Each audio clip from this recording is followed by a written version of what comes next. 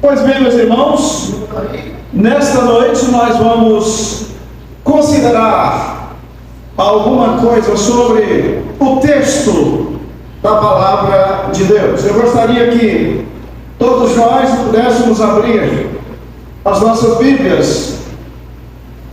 Evangelho de Mateus, capítulo 5, versículos de 33 a 37. Uma das maneiras de reverenciar a palavra de Deus é ouvindo e lendo a sua palavra de pé. Então, aqueles irmãos que puderem ficar de pé nesse instante. A minha versão aqui é a NVI, que é uma das versões mais interessantes, que se aproxima mais aos originais da palavra de Deus. Mateus 5, de 33 a 37, a palavra de Deus diz o seguinte: vocês também ouviram o que foi dito aos seus antepassados: não jure falsamente, mas cumpra os juramentos que você fez diante do Senhor. Mas eu lhes digo, não jurem de forma alguma, nem pelos céus, porque é o trono de Deus, nem pela terra, porque é o estrado de seus pés, nem por Jerusalém, porque é a cidade do grande rei. E não jure pela sua cabeça, pois você não pode tornar branco ou preto nem um fio de cabelo. Seja o seu sim, sim, e o seu não, não. O que passar disto vem do maligno. Oremos mais uma vez. Senhor Deus, nós queremos te suplicar que o teu Santo Espírito esteja acompanhando cada um dos nossos irmãos, cada um de nós aqui, para que a tua vontade seja expressa e que o teu entendimento possa fazer parte do nosso entendimento, e que com o conhecimento maior da tua palavra nós possamos nos colocar à tua disposição para cumprir, para agir, para testemunhar do Senhor por onde quer que nós estivermos. Dirige-nos em tudo, Senhor Deus. É a oração que fazemos no santo nome do Senhor Jesus. Amém. Amém. Podem sentar, irmãos? Eu juro, ou não. Esse texto, meus irmãos, que acabamos de ler, faz parte de um conjunto do sermão de Jesus, que foi realizado próximo à beira do mar da Galileia, chamado Sermão do Monte. E esse sermão, meus irmãos, ele foi feito e realizado por Jesus, não somente nem no dia, mas foram vários dias que Jesus utilizou para colocar esses ensinamentos na vida dos discípulos, na vida das pessoas, na vida daquelas multidões que sempre estavam acompanhando Jesus. Nós podemos dizer que esse texto faz parte de um sermão que trata da ética do reino de Deus.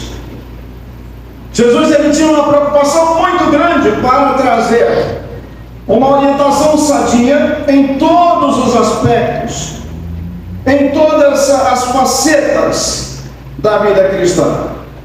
E quando nós falamos, meus irmãos, sobre esse tema, nós colocamos aqui um tema que pode ser um tema diferente, mas um tema que eu coloquei assim mais apropriado é coerência e honestidade no falar e no agir. Coerência e honestidade no falar e no agir. Por que será, meus irmãos, que Jesus usou um tempo considerável para ensinar sobre esse assunto? Porque será que Jesus tinha uma preocupação muito grande em fazer com que os seus seguidores pudessem ter e receber uma orientação sadia num assunto como este? Interessante, meus irmãos, que quando nós iniciamos esse texto, nós já deparamos que possivelmente com algumas contradições sobre o juramento. O que é jurar? O que é jurar? Jurar, meus irmãos, é quando você coloca uma palavra que você, mesmo ela não sendo uma palavra verdadeira, mas você quer transformá-la numa verdade. Isso, meus irmãos, é muito perigoso, porque às vezes nós, através de uma afirmação falsa, nós podemos tentar convencer uma pessoa de que aquilo que nós estamos falando, ou que eu esteja falando, é verdade. Quem de nós ainda não usou essa expressão? Eu juro pela minha mãe. Você não acredita, não? Eu juro por isso, eu juro por aquilo, eu juro por Deus, eu juro pela igreja, eu juro pelo meu melhor amigo. Me lembro que quando eu era criança, lá no Maranhão, a gente utilizava muito essa expressão. Eu juro. Não, você não acredita, mas eu estou jurando. E aí, meus irmãos, quando nós olhamos a palavra de Deus sobre esse tema, nós podemos ver aqui algumas facetas do entendimento e da compreensão que Jesus trouxe para os seus discípulos e trouxe para nós. É fundamental que nós tenhamos a plena convicção do que Jesus queria ensinar. Jurar, meus irmãos, portanto, é querer afirmar ou dar veracidade a um fato usado por pessoas, usando Deus como testemunha, ou pessoas como testemunha, para dar credibilidade a uma afirmação. Mas, pastor, por que Jesus teve tanta preocupação em trazer um ensinamento como este? Jesus quis e quer nos mostrar que não devemos jurar por nada. Isso está exatamente nos versículos 35 e 36 do texto que lemos. Mas, pastor, como é que fica a questão dos juramentos cívicos e profissionais?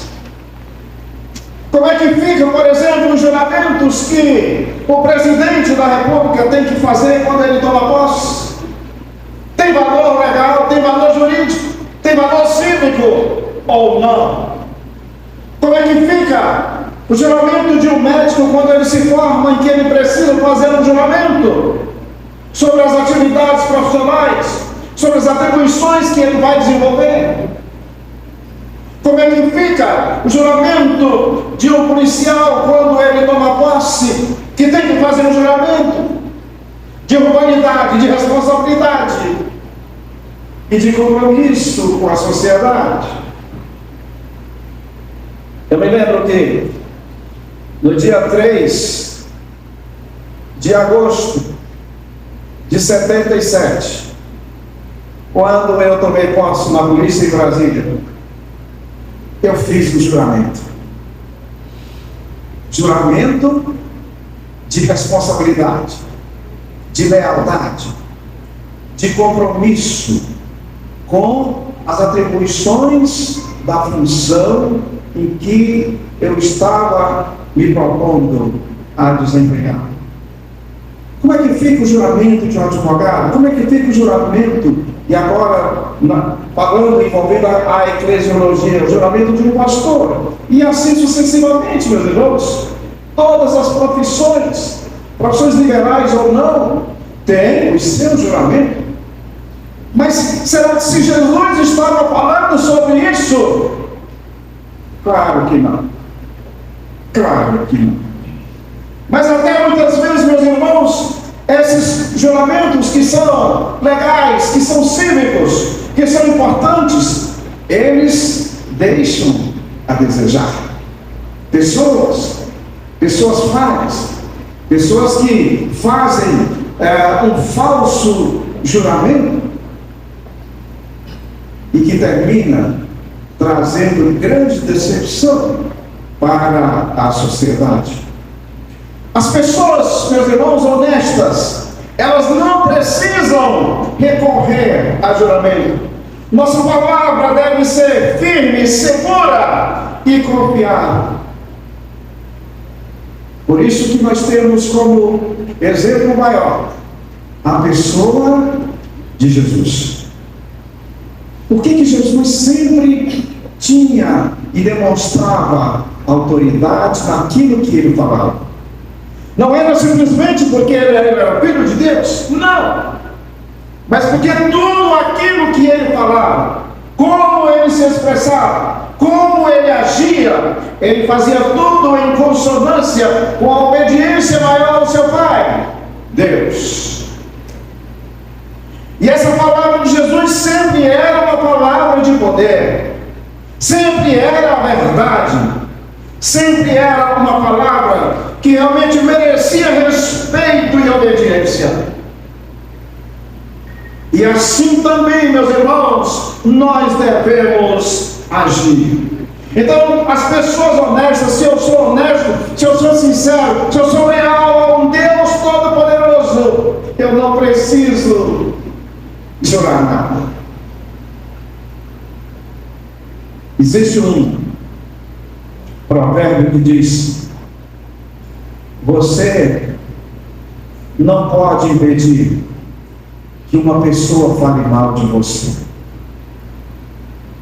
mas você pode impedir que ela tenha razão.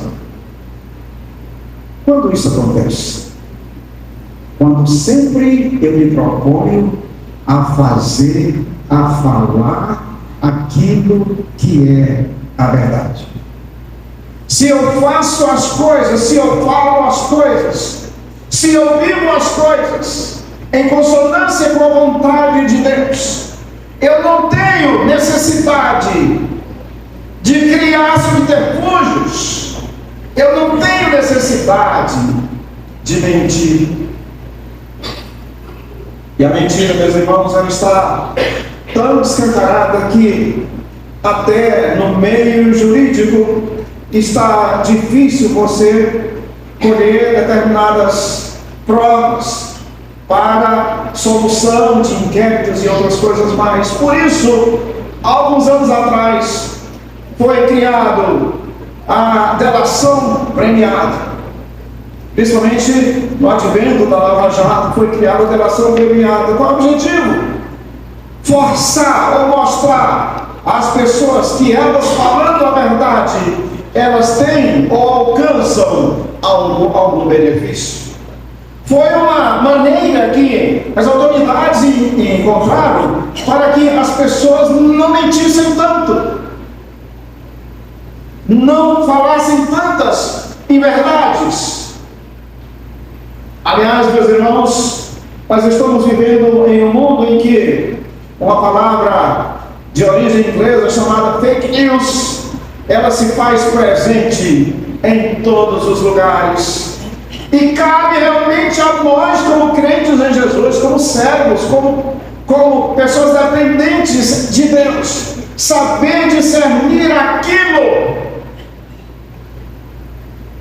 que está de acordo com a vontade de Deus. O que nós temos visto, meus irmãos, de asneiras, de falsas pregações, de falsas doutrinas, de falsos ensinamentos, se nós realmente não tivermos bem firmes na palavra de Deus, nós poderemos ser ludibriados, nós poderemos ser enganados por essa falsa informação, informações mentirosas, chamada fake news. Como tem sido, meus irmãos, os nossos relacionamentos entre pessoas, como nós temos agido entre pessoas. E aqui nós queremos colocar apenas uma coisa que é importantíssima, como tem sido o nosso relacionamento com as pessoas que nós temos, marido e mulher, como tem sido a palavra, como tem sido a sua conduta, como tem sido o seu compromisso de falar a verdade. Aliás, meus irmãos, você realmente é conhecido por falar a verdade ou não? Como tem sido a sua conduta? Eu me lembro que eu tinha um colega lá em Brasília, quando eu ainda estava nativo. Ele já faleceu, mas ele era conhecido por fulano de tal mentiroso. Era o nome que se dava para ele, fulano de tal mentiroso. Porque de 100 palavras que ele falava, 90 eram inverdades. Isso, meus irmãos, é um perigo muito grande para essas pessoas, porque muitas vezes, em alguma situação que eles estão precisando, ninguém acredita nele, porque ele não fala a verdade. E aqui, meus irmãos, quando nós temos um texto desse, a preocupação de Jesus, que Jesus tinha, em que os seus discípulos, em que os seus seguidores, em que as multidões, que a palavra deles fosse a palavra da verdade, e que encampassem realmente uma palavra verdadeira. Deus queria que realmente as pessoas agissem de acordo com a sua vontade. Nós vivemos, meus irmãos, em um mundo em que o pragmatismo de responsabilidade e descompromisso é cada vez mais comum. Hoje ninguém sabe o que é certo e o que é errado. Aliás, numa pesquisa que foi feita há alguns anos atrás, 2/3 do que se produz no mundo é falso. Estão falsificando até a fabricação de aviões falsos. Então é muito perigoso quando nós podemos analisar a questão mundial, em que 2/3 do que se fabrica, isso vai desde roupa até eletrodomésticos e assim sucessivamente, é falso. E é preciso, meus irmãos, que nós tenhamos essa compreensão de que cada vez mais nós precisamos estar em sintonia com o que Deus quer que nós sejamos. Paulo, escrevendo a Timóteo na segunda carta, 2 Timóteo 3,15, ele diz: os homens vão de mal a pior, enganando e sendo enganados.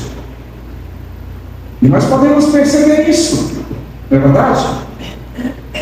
Lembro que, mesmo com muita tecnologia que nós estamos tendo, avanço da ciência, mas o mundo não melhora. O mundo não melhora. A ciência, a medicina continua avançando, mas as pessoas continuam morrendo.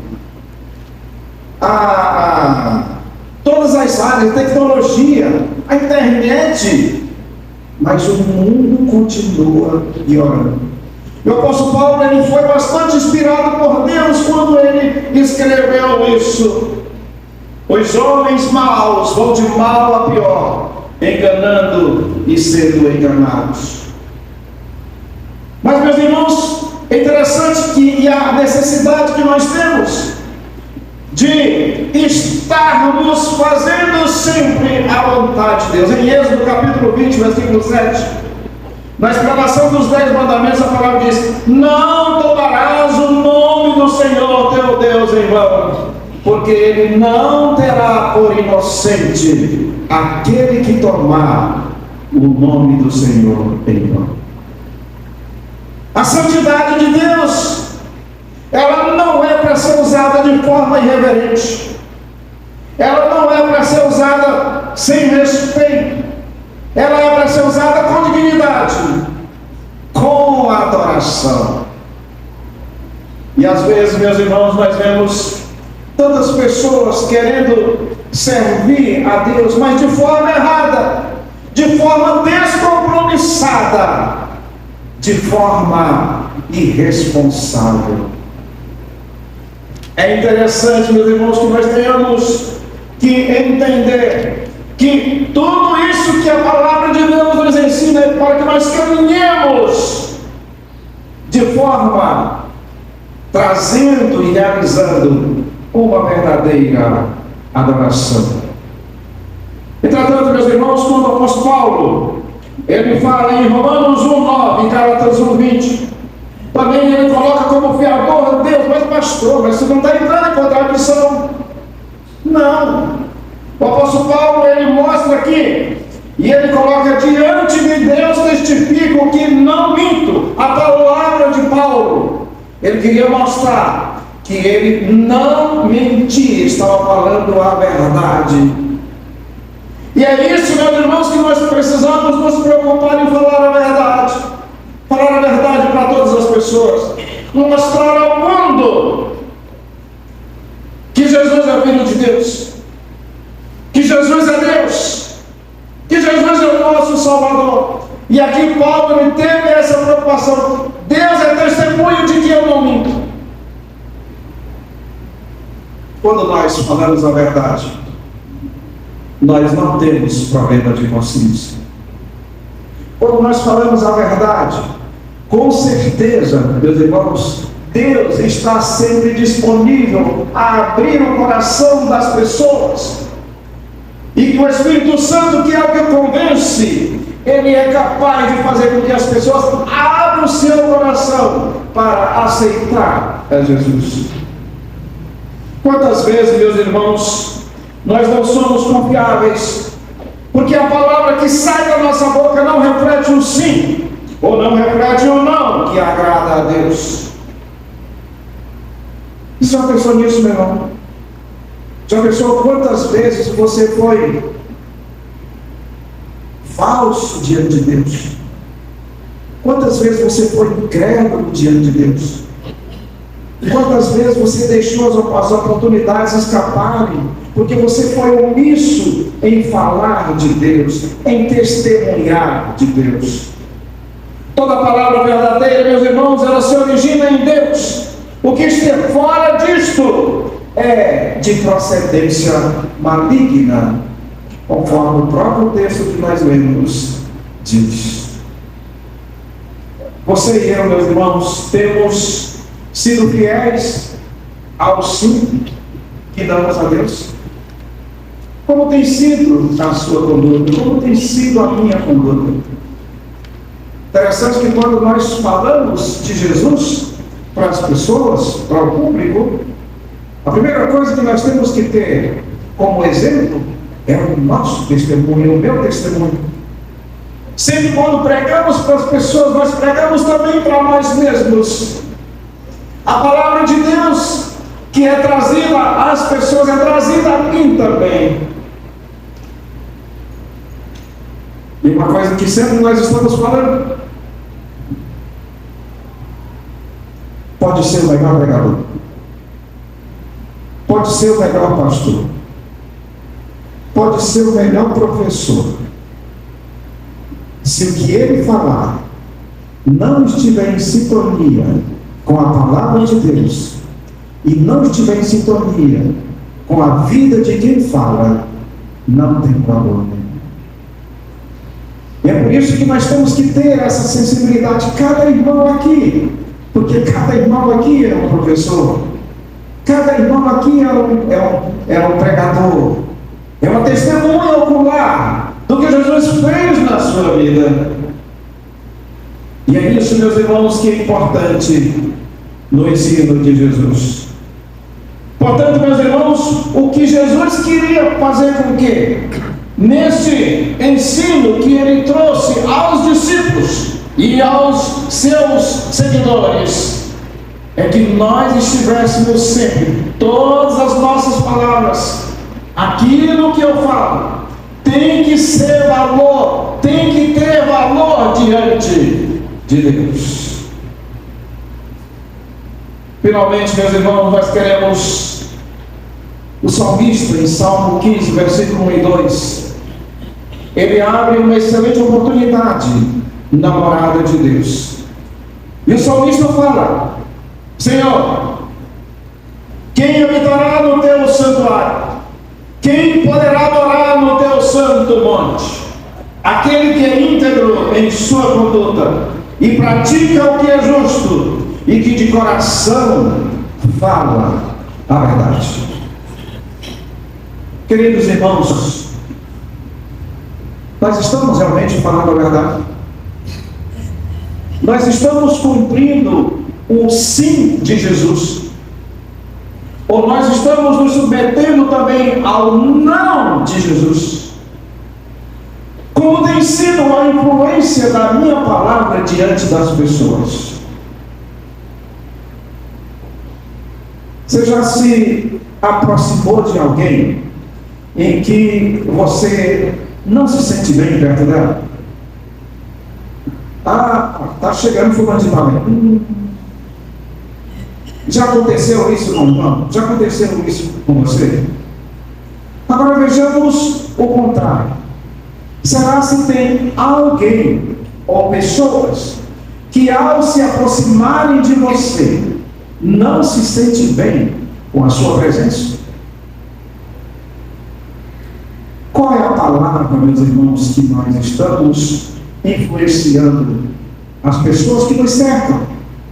Os nossos amigos, os nossos vizinhos, os nossos parentes, os nossos colegas de trabalho.